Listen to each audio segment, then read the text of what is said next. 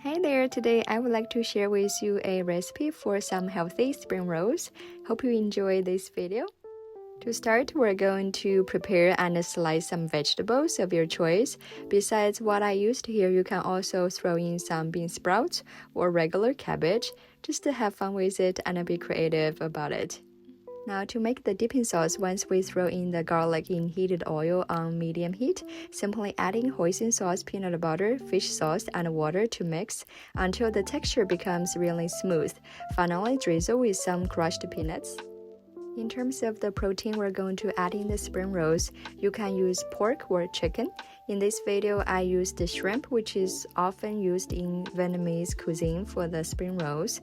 Once we put in a pot for a couple minutes, remove from the pot and cut it into half like that, so it will be easier for the wrapping job. Once we pull out the rice paper from the package, simply soak in water for a few seconds.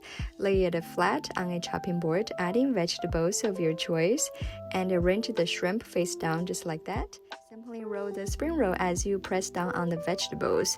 Oh, and remember to fold the edge inward so you have these beautifully, nicely done spring rolls.